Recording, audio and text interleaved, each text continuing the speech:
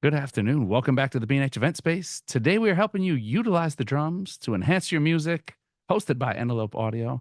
And since I only play the drums on the dashboard and the steering wheel when I'm stuck in traffic, we brought in a true professional. Welcome back, Mike Malyan. How's it going, man? I'm great. Thanks so much for the intro, Derek. I'm really happy to be back and share some knowledge with you all and have some fun over here.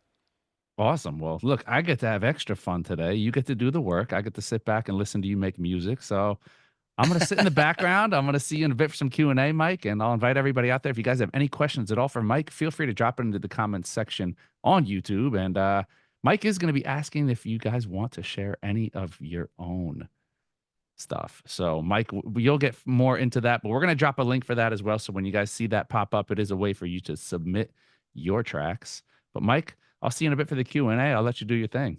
Nice one, man. Thank you so much. Well, hello everyone. It's a pleasure to be back here on the B&H event space. Thanks again hugely to Antelope Audio for making this all happen. For those who don't know anything about me, I am a musician, primarily a drummer, but in general, I'm a bit of a progressive metal nerd. I play a lot of metal music, mostly modern metal stuff. And what I find is that over a decade of about 10, 15 years of playing with lots of different artists from Monuments, Tesseract, Periphery, Pliny, and a variety of others, there are a lot of similarities between a lot of these bands' musical styles.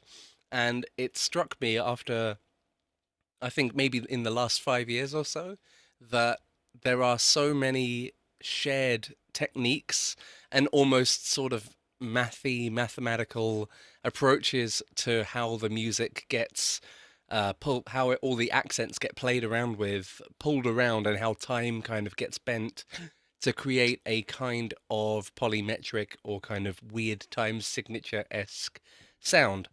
And the coolest part about learning that has been sharing that with students and trying to make educational content that kind of covers the sort of how-tos and the underlying systems behind what makes music like this work. The fun part about this is as well that basically any riff can take on better life by kind of having a system with the drums where accents in guitar, primarily guitar patterns, get pulled out of the ether and then sort of diluted into their smallest possible pieces. So, for example, and I'm going to use some sort of different musical examples here that I've got prepared. I'm just going to throw my screen on now. Hopefully that is visible for everyone. So what I have here is my DAW of choice. This is Cubase, and I'm going to be showing off musical ideas made in MIDI. This is just mainly because I'm not the best guitarist in the world, and I would rather get it right the first time and not have you sit there and watch me go. Give me a minute. I'll try to show you what I mean, but of course, the focus here is going to be the drums, and it is going to be within this metal world, but ultimately, the patterns and processes involved here are kind of different, and the kind of beautiful thing here is that whatever your musical pattern is, it can be sort of run through this sort of set of programming to kind of come out the other end with this kind of different workflow and not only have cool, very linked drums to it, but in the process also kind of be easier to cut it up into tiny little micrometer pieces, then stitch together in interesting ways to create this sort of three-dimensional space. Let me show you a bit of what I mean about what the sound is in general. I've got a few examples of like how I can program drums to a riff here. I'll start off by playing just what the riff is with a metronome behind it. It might sound a little odd, but I promise it'll all make sense.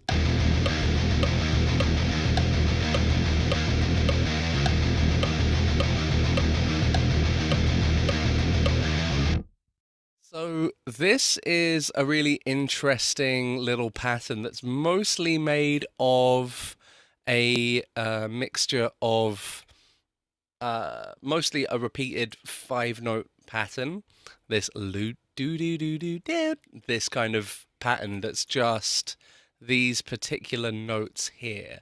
If I zoom in, and that's why I love using the MIDI for all this kind of stuff, is that you can quite easily just actually visualize what's going on. So we've got 5/16 notes worth of music. Now, this may seem like theory madness to you.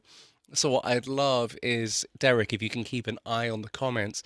I haven't actually got an eye on that over here. Let me know if anyone's saying like, this is just, I've never touched theory before. This is way too advanced. I don't get it. Because what I'd like to do is share it in a few different ways. One of them in this kind of complex metal way, but also bounce some stuff with simpler musical ideas and show how it can be very similar.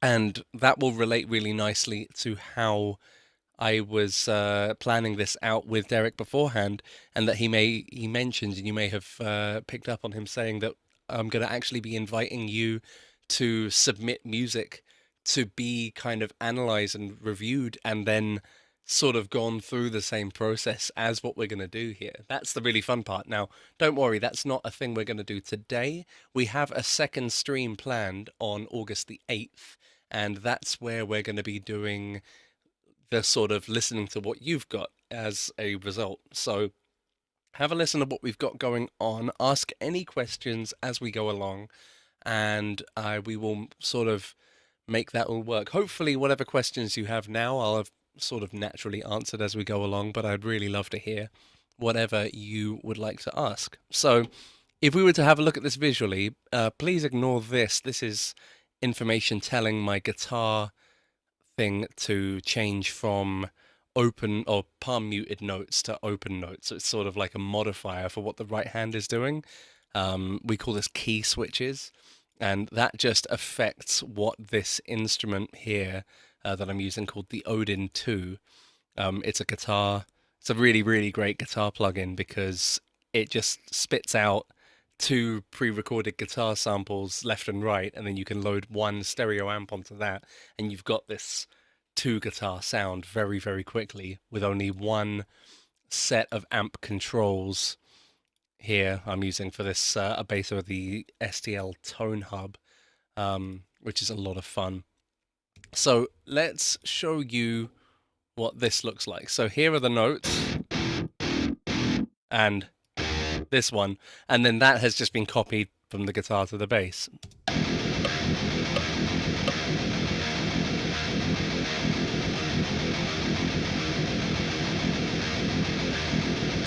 So if you take all meter out of the equation, that's what you've got. But that can actually make for its own drum beat if you then sort of superimpose a 4/4 beat, which, you know, is 1 note every, for example, 1 cymbal every 4 notes. So you'd get like 1 here, here, here, and here. And that's when it starts to sound like it's sort of slipping out of time. It's like it's being forced into a time it's not comfortable in.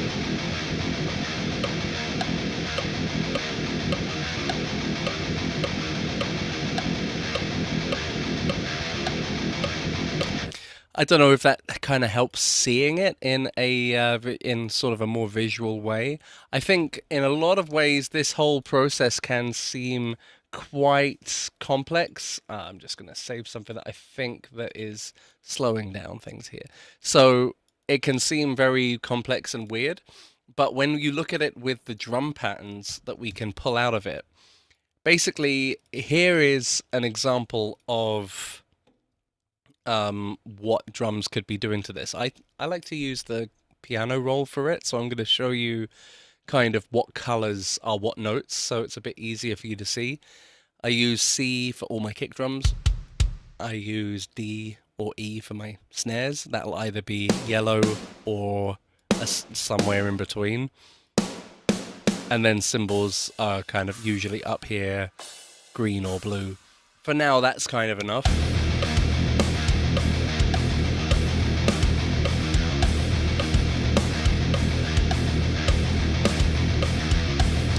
So this is a pattern that I've essentially just taken whatever this musical thing is, that it's 5 notes long, and then every 5 notes, we've got a new kick drum.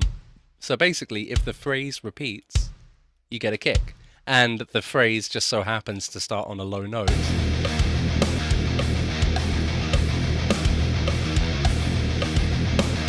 Now, we do have this little bit of extra music at the end. These 2 notes are different, and they basically give the riff the ability to sort of turn around in common time of 4/4 after every sort of 2 bars.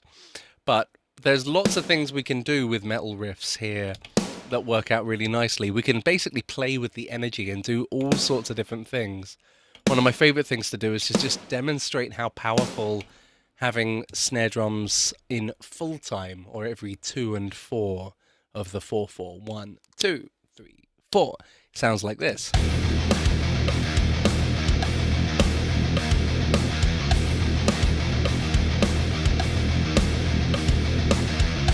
Now, if I were to compare what happens when you have one after the other, you get this wonderful tension and release.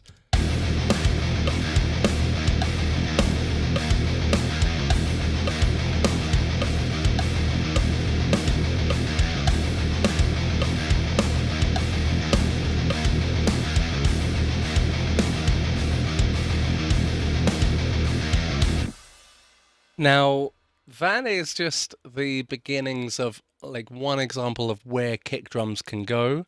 But essentially what I want you to think about is that this is what's grounding us in real time. This and the metronome are our friends.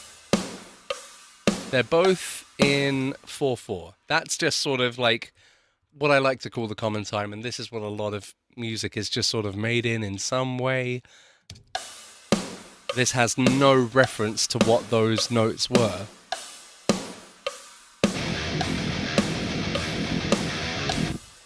But there's so much that could be analyzed with what those 5 notes are doing. For example, if we just listen to roughly the movement of it, kind of low, low, low, low, high, we can have it that the kick drum happens on the high note.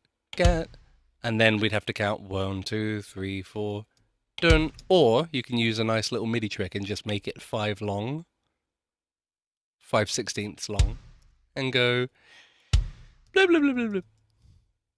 And now we have all the kicks for the high notes. Da, da, da, da, da, da. But then we've got extra high notes at the end, so we could do that. And here's what that will sound like.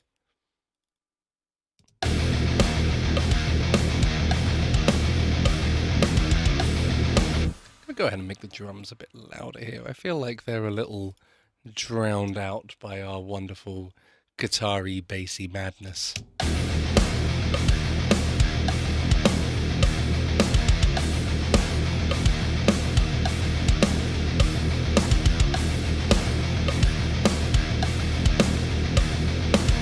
Now, because it's bringing out different notes, it really feels like it's telling a different story to what we had before. This,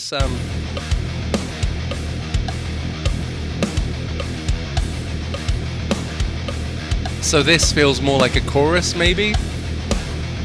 This feels maybe more like a verse?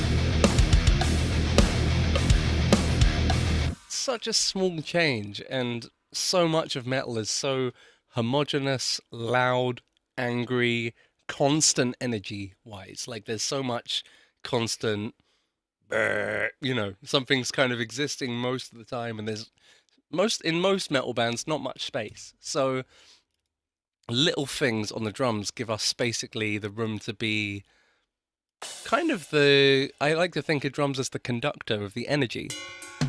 If we were to take this all the way down to a closed hat, well, that doesn't sound like a closed hat. Where are my hats on this one? Sometimes it's different. Why would I have no hi-hat? Well, I'll find out today, won't I, on where did Mike's hat go? Well, I'm going to load up my instrument, which is, I believe it's the Archetype Gojira instrument. Doesn't look like it wants to say hi today, though. Seems like it might be shy. A little shy guy today. So if you bear with me, I'm gonna reload that in a way that I know is gonna work, because I brought this project over from a different computer, and some plugins like to be weird. But meanwhile, so hopefully we're going to end up with exactly the same end result once Contact loads up. This is a good example to talk about different kinds of riffs, and I realize now that this project has a lot of complex music in it. A lot of my examples here are actually like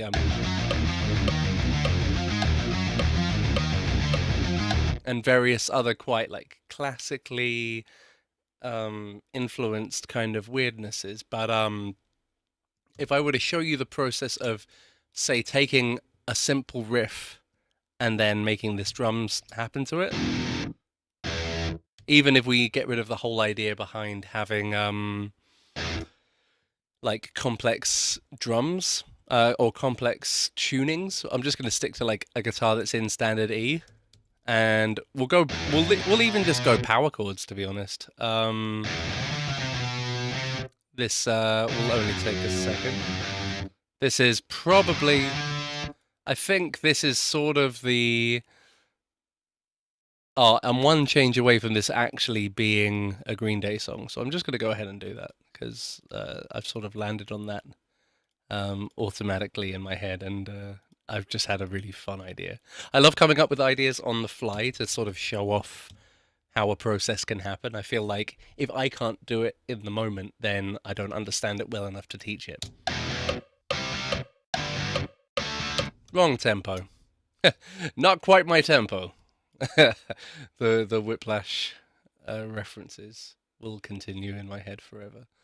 Was I rushing or was I dragging? Let me know in the comments. That's still a bit fast. Now, I know what you're thinking. Hey, Mike, you're doing some gent stuff here, right? Why are you suddenly playing Green Day? Well, the point is, music is music. At the end of the day, complexities can be shared from simple things. Simple things can grow into complex things, and it's about time some of us from this nutty prog metal world actually started showing things that are like related to things that are a bit more entry level or a bit more common, easier to play, easy to get into, because then we can make this mean something to more people at the end of the day. And it's a great way for me to sort of try to sort of prove the system works, that it kind of flows down and flows upwards. It's sort of bi-directional. It's a nice challenge for me as a musician. So I've brought up my drum kit again, and now hopefully I have hi-hats. We'll find out. Yay! That was almost a budum-cha moment. A little back-end thing. I have a user mapping that is not there. That's okay. I think it's here. Ah, wonderful. I love technology. Cool, now I've got it back the way I like it. So, if I was essentially sort of doing this while my drums were out of action, you know, making use of the tools that I had available while the drums loaded up in the background. But if I were to sort of share this idea, I do love duplicating long notes, by the way, and then just trimming them down to a certain size. There is a fixed notes option in most DAWs, fixed lengths, and it's fantastic for sharing, for like making things happen at a length of time and then cutting them down to be easier to use.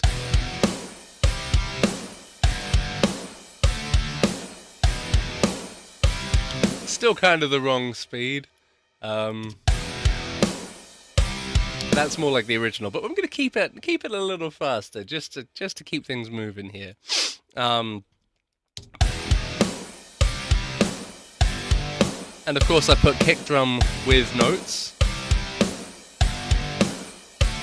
Now, other things, you know, they don't tend to work, like the systems of drumming don't tend to sort of follow with this kind of a basic riff. What I'm going to do is come back to this one and show off some sort of polymetric things that we can do with it to start creating more cool polymetric riffs.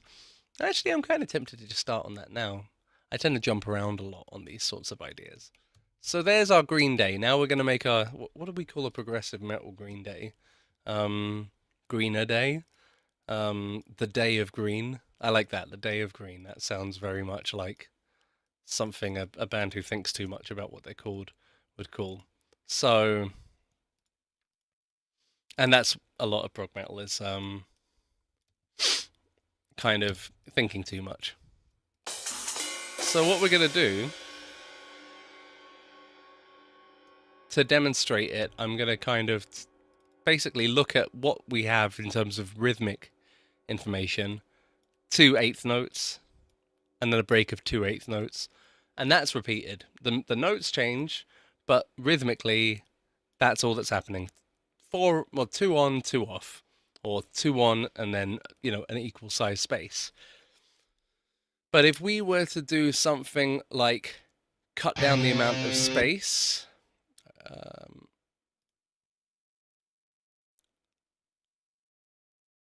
so for example, every I did that one too many times. After every set of notes, we would have 3/16 off instead of the previous 4/16 or 2/8 or 1/4 note off. It would sound like this. And then it would continue onwards if you were to loop it in that world.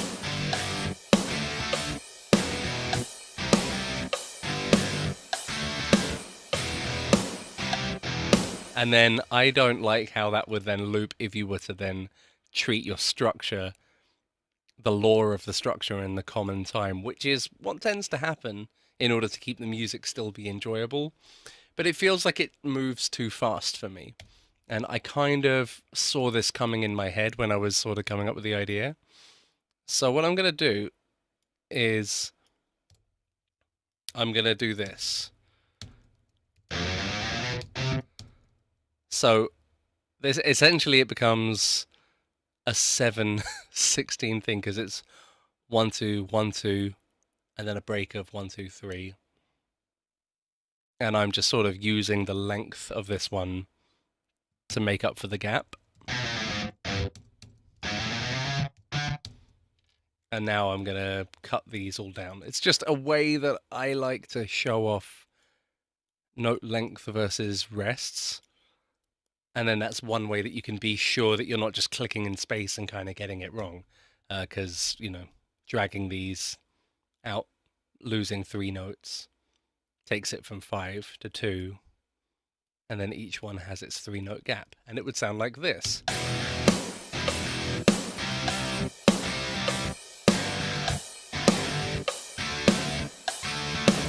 The weird part about it is, and I know this isn't necessarily related to drums, but hopefully you can see how the two subjects are perfectly intertwined. If we actually just go ahead and we change the chords on where the common time is, where this bar of 4/4 is, rather than what this pattern of cycles is, the kind of polymetric side of it, we can have a lot more fun. And it'll be a lot easier to fit into 4/4. It'll sound a lot better. And then I need to do my trick again of... Oh.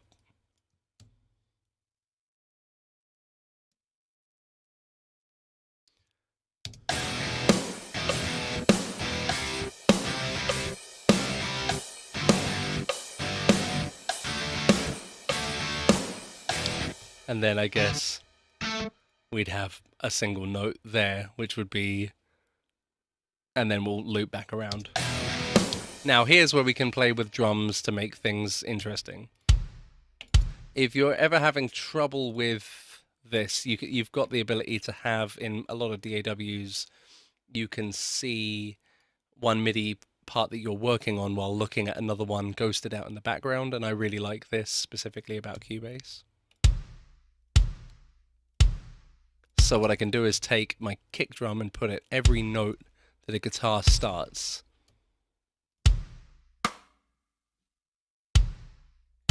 I would like to demonstrate what happens if we put kick drums only in the gaps between the notes. I'm getting to that. That's going to be my next thing, because I'm going to play around with that to show how this is so much more than just a drumming exercise.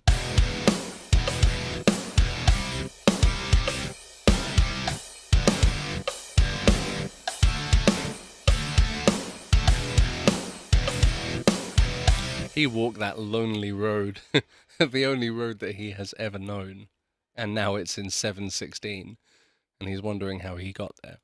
Now that we're in a familiar realm for me, I'm going to show some of my kind of go-to tips and tricks to make things sound groovy.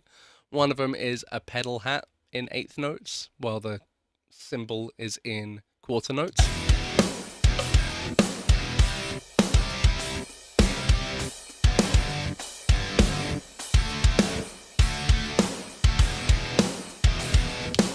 Also, just to thicken this out, let's go ahead and make a bass line. And I'm just going to delete all the power chord fifths, and then we'll check what octave it is.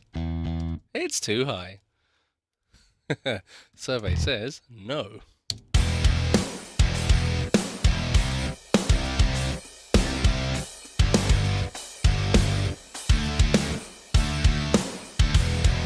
Now it has groove, but these notes being so in this like 16th note space is kind of really hard to groove with it without sort of reinforcing the subdivision in which the musical information is being expressed.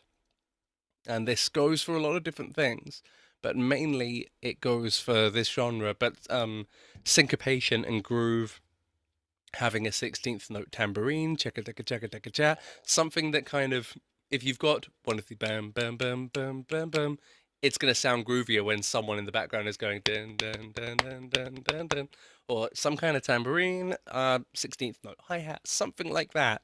And it's with that in mind, the spirit of what I'm going to do is ghost notes. My favorite thing to mess around with is usually a 20 velocity ghost note on a good drum program like Get Good Drums, Archetype Gojira. There are so many, Tune Track Superior Drummer. There's too many to speak of, but there's something about Mario Duplantier from Gojira's snare drum sound that's so tight in the ghost notes and has this really nice sample on the loud notes that just sort of kicks many levels of butt for me. So what we want is essentially the sound of this.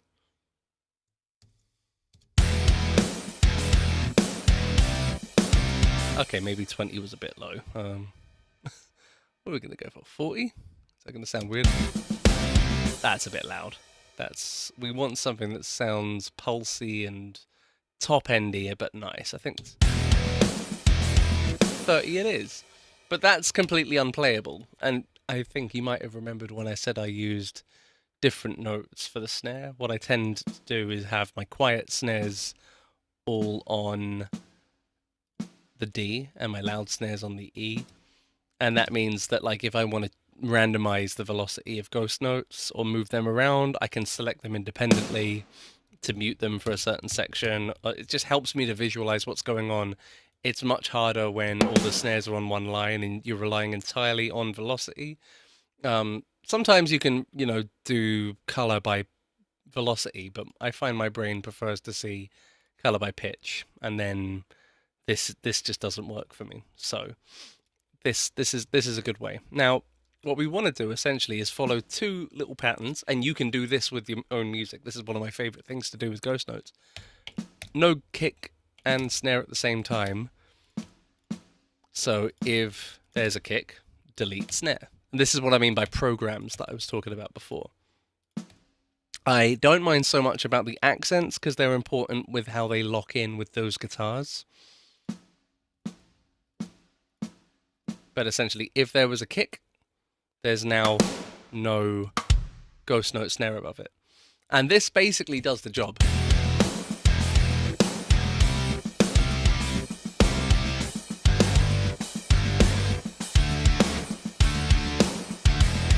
It does sound a little bit robotic though. So what I'm going to do is, mute it, drop it an octave, and then I'm going to do something else. Drummers like to kind of throw ostinatos or repeating patterns in. It sort of comes from where drums originated for. The drum kit was sort of the sound of one person trying to impersonate a group of people, like the imposter that's three kids under a long coat, pretending to be a man. That's kind of what drums are. So we like. I'm speaking for drummers as a whole here, and maybe I'm wrong, maybe I'm right, but we like repeating patterns like didn't ga didn't gan didn't gan didn't gan didn't. It's just in our nature to like the sound of that, because in a group of drummers in a tribal setting, in a village that celebrates music in other areas of the world, in a lot of different cultures in South America and Africa, everyone will have their part on one instrument and they'll play it and they'll just loop it. They might change it when the band leader says to change it, but like everyone else, they've just got their part, they just lock in, and the trance of it is the addictive quality.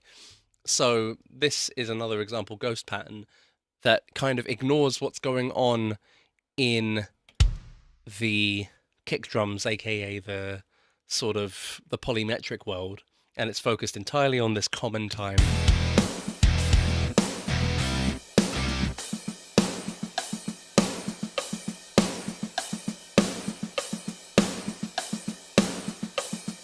Because you could do this over anything. This doesn't need to be gent anymore, but it's more powerful when you overlay the two.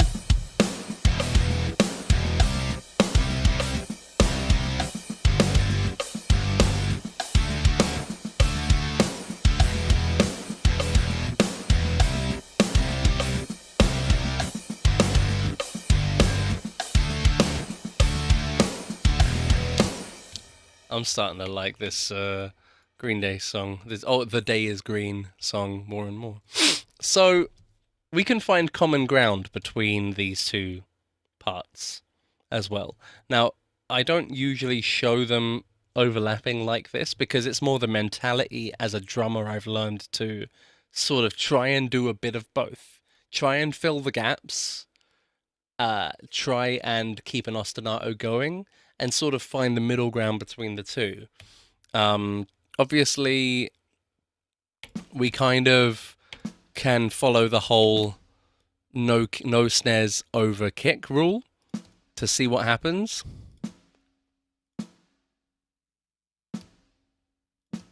When I say rule, I just kind of mean program.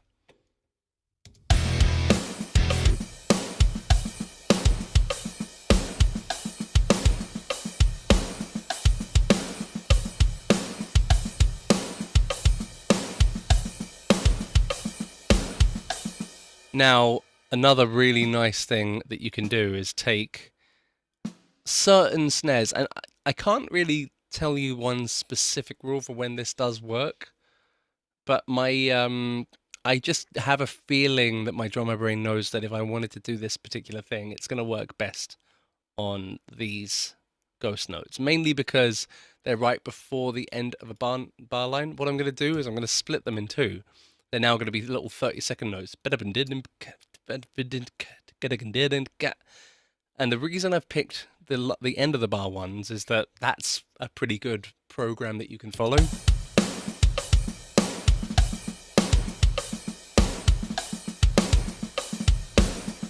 And I'm actually not sure about that one. So I think I tend to just do it if there are ghosts at the end of a bar. And then maybe I might do it to both the notes that were leading up to the end. I think I would do that, actually. So most of what I like to show here is like, what would I do having seen the commonalities across all these different kinds of drum parts and this sound that I really love the sound of, the sonic vibe of it.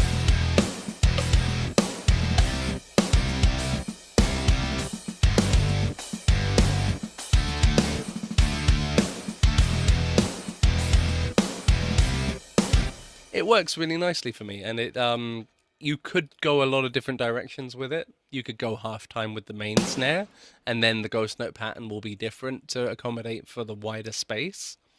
But that's just sort of like nice things we can do to make a general groove in my kind of style, and make it work for a simpler piece of polymetric music. A lot of my things that I like to share, like, they do come from this djenty sound, djent being a sort of a name for this genre. And if I take this idea and repeat it back to just drill it in with what we had going on with this phrase.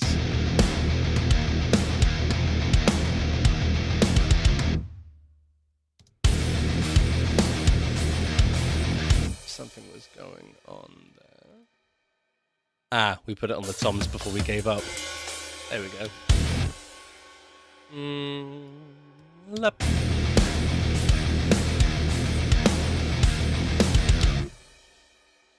I'm going to take this one back to the 30 velocity.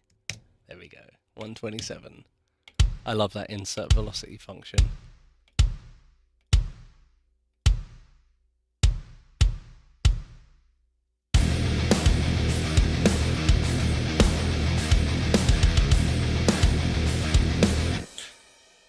So that's back to the beat restarts, therefore we put a kick down. And now we can do those same two processes we did before.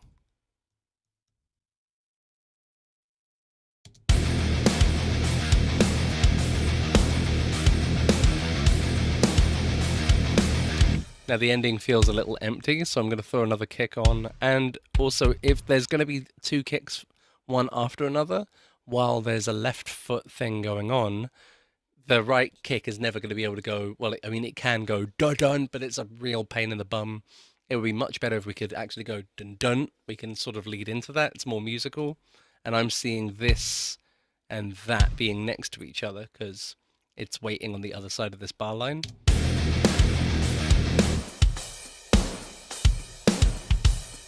It just feels a lot more natural when you use little things like that. If you do have two kicks next to each other, I can also demonstrate it here.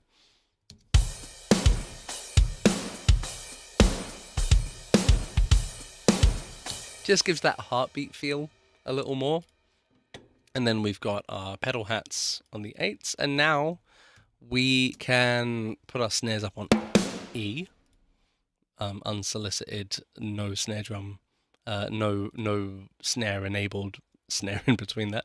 And we can go back to our 30 velocity input and go dun dun gan dun dun, and then I want it to repeat here, so I'm going to make it one note longer.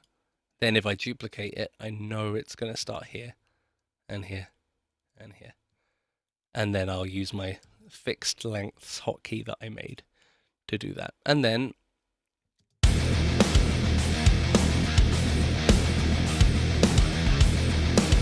now we'll run that other program that we've got in our head. And there are probably ways you can automate this, but I like being human and musical about it. If there's a kick drum, delete the ghost note. And then if there's a notes going towards the end, ghost notes going towards the end of a beat, one or two or more, probably just up to two, then I'll cut them in half and I'll make them into like these 30-second note sort of speeding into the next beat sort of sound.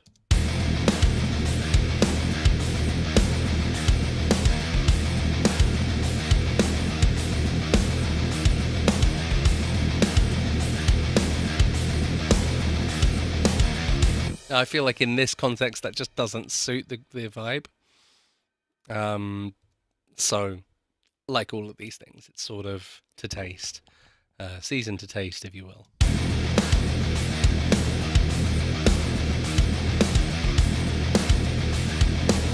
Compared to, and it's very easy to compare this because we've got the notes. I can just click on the note, mute it all, and we can go back to this. Without that grid sound, the notes are sort of floating in air, and then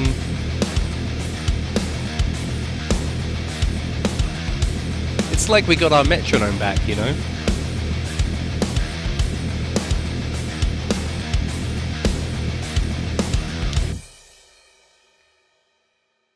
So that's quite a lot of information up to this, like up till this point, but I think by using these sorts of, a few different musical examples of like complex, more traditional, traditional genty progressive metal things versus things like turning Green Day into progressive metal like this.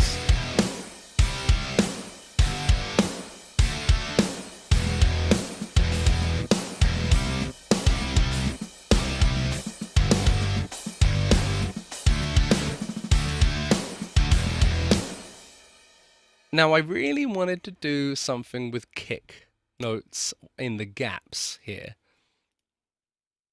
Now, this is going to be kind of complex to see while we've got all of this information. So what I'm going to do, just to make this a bit easier on mine and your eyes, of all of our eyes, I'm going to assume that that space that we made, those 3/16 notes of space, then I'm going to put kick drums in them. I don't really want to lose the main kicks. If I did, it would sort of sound like this.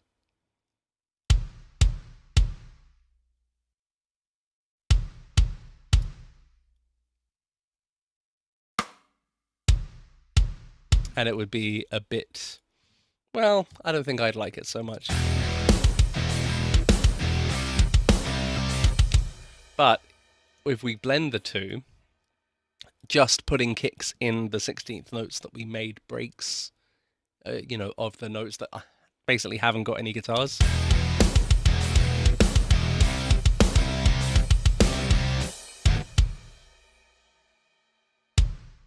Now I'm just kind of doing this by eye in the way that I'm pretty certain that I'm not getting this one wrong. I'm going to turn the last kick into a snare so that, because otherwise it's going to be as opposed to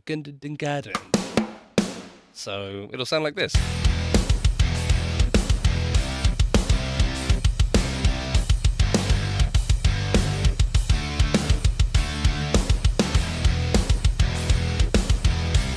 But if we're doing that with the kicks, I mean, that's a cool part of the programming, but to me it feels like now the guitar is missing out on something, and that something is notes in those gaps. Now I'm going to utilize those key switches again, but I'm basically putting guitar notes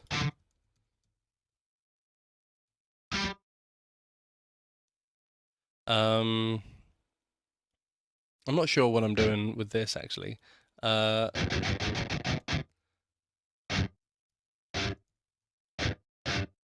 It'll be the low note of the power chord in every gap with those kick drums.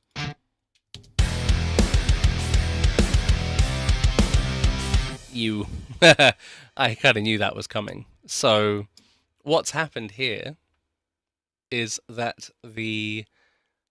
by the guitars just always being open, there's no difference between it. And this is where drums and guitars are so intertwined that I can't teach or talk about drums without also talking about the arrangement around it. So I'm going to use my key switch guide here, and I'm going to use, for my power chords, I'm going to choose to downpick. It says C#0. So if there's those chords there, and then for these three notes, we're going to go downstroke muting because, James Hetfield and all these other musicians are amazing. And because I know it's 7/16 long, I know it's going to loop here. The rhythm's muting. The rhythm is looping here, here, here. That's there. I know it's 7 notes in between because it's always 1 2 1 2 1 2 3 1 2 1 2 1 2 3 on 2 off 2 3 on 2 off 2 3. So this one is on 2 3 4 or open 2 3 4 muted 2 3. So it's jun jun jun instead of the open note, and I can just go ahead and duplicate that, and I know that that will line up with that, that will line up with that, and this is where I talk about the math side of it. Now I know maths and music, they don't seem like they want to go together, and for the longest time I thought it. I didn't want the rumors to be true. I didn't want to realize that I was essentially just falling in love more with maths than music. But once I came to terms with it, things started to happen a lot more easily. I stopped hurting my brain trying to work these things out by playing them so that I could hear them, so that I could understand them. And I spent more time programming them so that I could hear them, so that I could understand them, so that I could then maybe play them. And it's amazing how much easier these things get to play if you've planned them out before.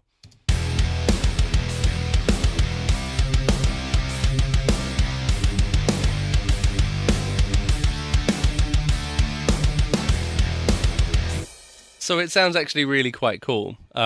What's happened with those kick drums added in those gaps with these extra notes is really sweet. I think it could be even cooler if we were to like have counter melodies, different things happen with these notes. But I think just copying the root notes doesn't really feel musical, and counter melody could be quite cool here.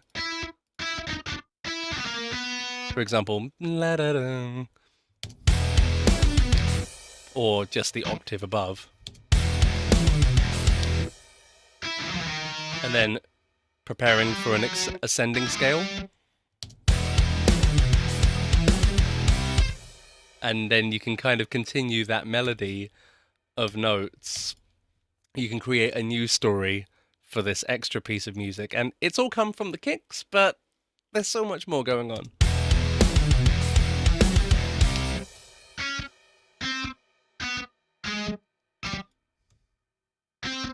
And I'm going to follow the same kind of pattern. This like start at octave of root, go down a couple of steps in the scale or the mode of the original thing. And I'm not very good at describing melodic theory and modes. You'd have to talk to a good guitarist or a really good melodic musician who knows a bit more than just the terminology of rhythmic theory.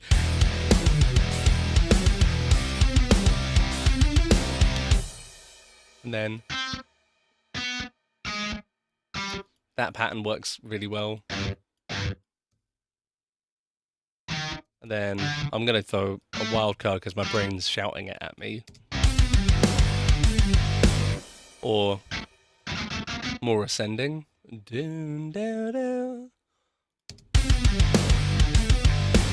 But then that could just be following a similar pattern to it.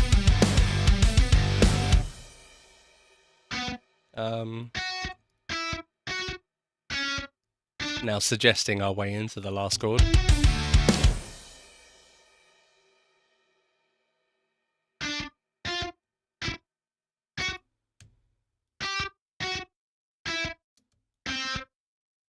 And then I'm just going to do my thing and just close it out with something descending.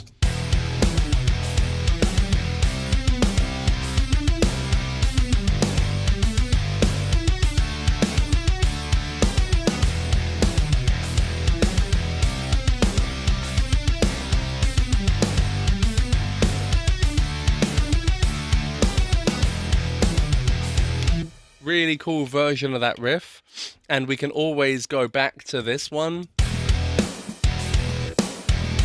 as a chorus version or a verse version, and songwriting can kind of now begin. We've got, and just by following a few processes in a natural way, we've now got an A and a B, and this forms structure, this forms songwriting, even if it's just 2 to 3 to 4 ideas glued together. If they mean something to each other, structure can come from there. And that's more of a fun way to write songs than going, it's got to have a verse, it's got to have a chorus. It's like, where's the tension? Where's the release? Where's the thing that sets you up? Where's the thing that pulls you down? For example, I might want this to pull me down more. Like that one is quite tight. There's a lot of energy going on. Therefore, this version of it might want that halftime snare. Right now, I'm just going to leave the snare drums as they are. And I'm going to make those chords just ring out as well. All these ones with those 3-note pauses, now we're going to ring out in that space. it's playing with that space. It's playing with the maths of the riff. The drums can help us notate and work out what was going on, but we're just taking all the notes that had the 3 semi-quaver gap and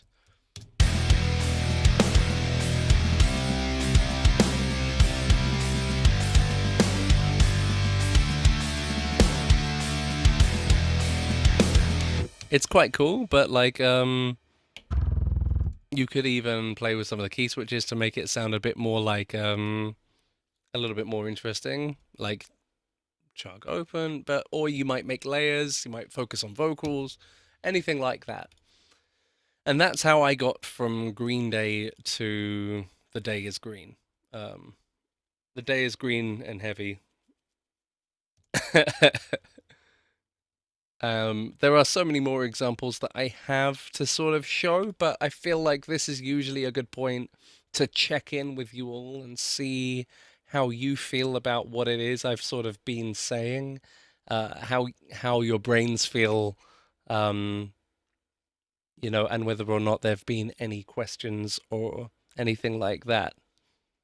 We've had a full-on conversation. We got your people out in force on YouTube. Oh, heck yeah. I've been so in the zone here, I haven't actually seen that. So I'm gonna throw it out to them. I'm enjoying it. I'm getting the rare break of a day where I just get to sit back and listen to music.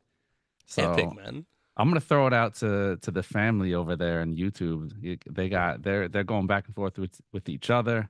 They're talking about gent. That's So awesome. there's a That's little bit of awesome. conversation. Is gent a genre? Oh, I love that. I've got a cap that says gent is not a genre, and that is made by Periphery, who is a gent band.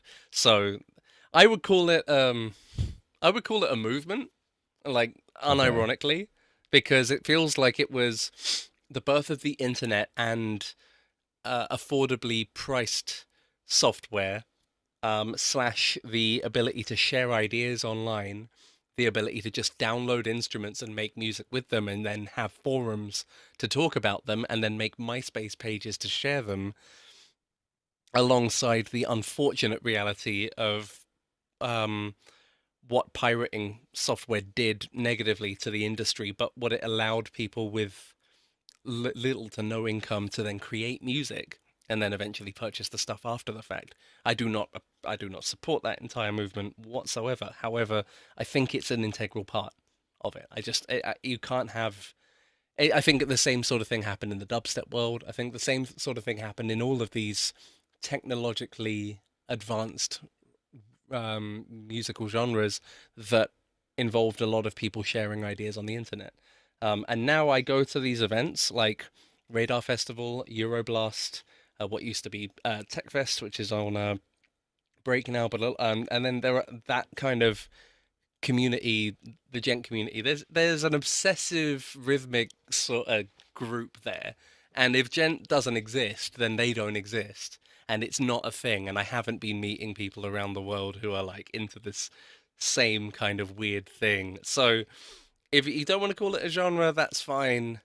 Um, you can draw parallels to Alan Holdsworth, how they influenced Meshuggah, and you can listen to Avishai Cohen and Mark Juliana and Tigran Hamasyan and hear gent that doesn't have any distortion, therefore it doesn't gent, but still has this really cool polymetric time signature. Or you could just try and mix or listen to Indian classical music, mainly South Indian classical music, and you'll find it all in there, but not quite as heavy. Sometimes, I don't know. It really depends on your tastes. But I'll it's not a genre. Well, I'm gonna have to dig in now. You got me intrigued. I know as soon as this ends, I'm going to Google. My boss is a huge Meshuggah fan, so I might have to ask her and see. Maybe oh, she can fill me in sick. and school me. Yeah, for sure. I mean, like, like the band I was in, Monuments, all the bands that like I've played in, a lot of them have just joked about ripping off Meshuggah. Because it's kind of like they just took this kind of jazzy take and made it heavy as heck, and everyone fell in love with everyone who did fall in love with the sound just wanted to try and work out what these rhythms are.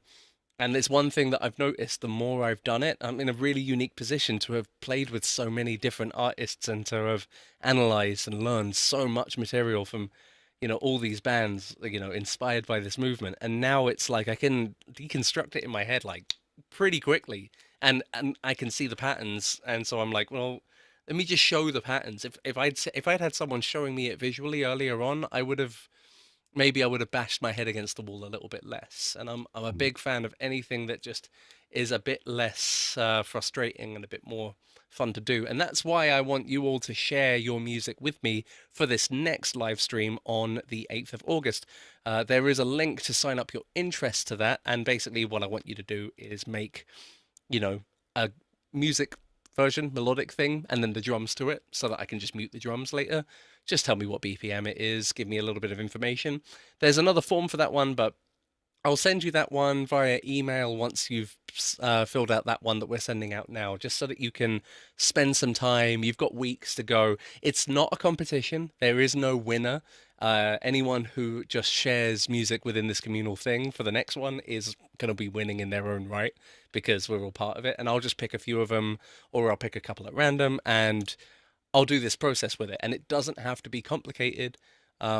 For me to make it complicated, or we don't have to go complicated to then explore more drum avenues. So bear that in mind. Hopefully, that link is somewhere available for you to see. And yeah, I'm really stoked to sort of continue that process on with I love hearing it with fresh music. It's like my favorite thing to do. Awesome. I'm looking forward to that as well, Mike. We did drop it into the comment section on YouTube. So for everybody out there Awesome. who's watching this, the link is right there. As Mike said, we're gonna have him back on the 8th. And I'd love to see you. I'd love to see you play around. I mean, that's got kind of got to be cool to take other people's visions, and it's all about, like that's why I love like Discords, and I love when there's actual interaction, and even seeing what's going on in the comment section. You have people that it's like get that communication together, and it's kind of cool to see the community come together and build on this.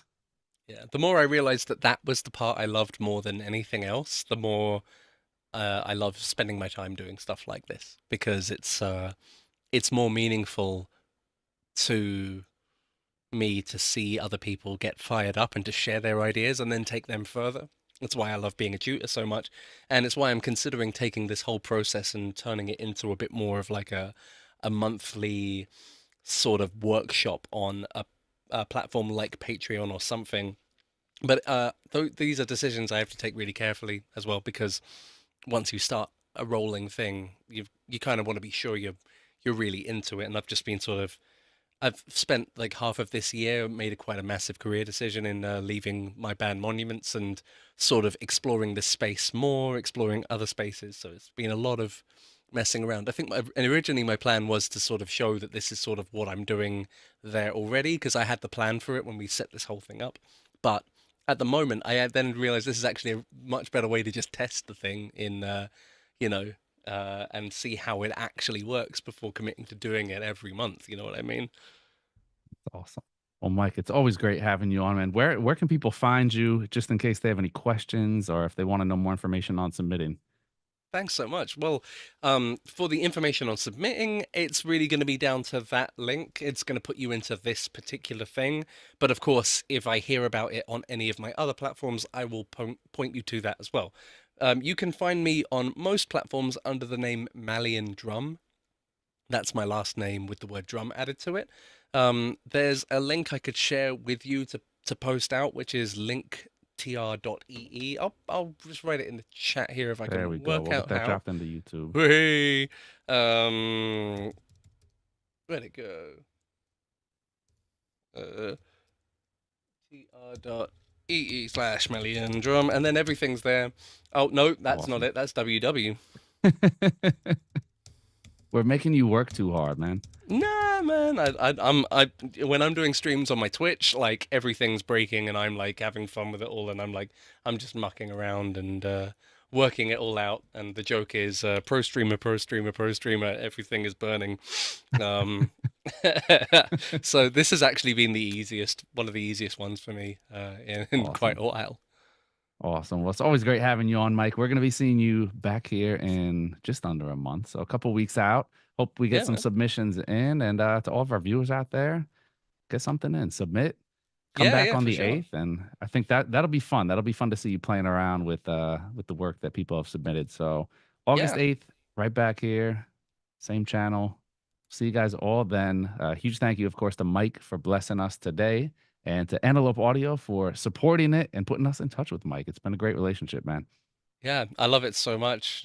As always, using the Antelope tools to their fullest to even deliver a slightly noise gated microphone to help with the sound of the stream that we worked out in the beforehand. Couldn't have done that so easily without the tools in the interface. Once again, making a streamer's life super easy. So yeah, huge thanks to Antelope. If you just sign up to the link, the form thingy, or if you miss it, come back to something at some point, ask me via the email via that Linktree link or just anywhere, and then we'll hang out again on the 8th. And any other questions you can always ask in another live stream of mine or anything. But again, Derek, lovely to spend time with you as always a pleasure. Always, man. Always. We'll see you on the 8th. Everybody out there, hope to see you again as well. And that's it. That's all we got for today. In the books, another edition of the B&H Event Space. Catch y'all next time.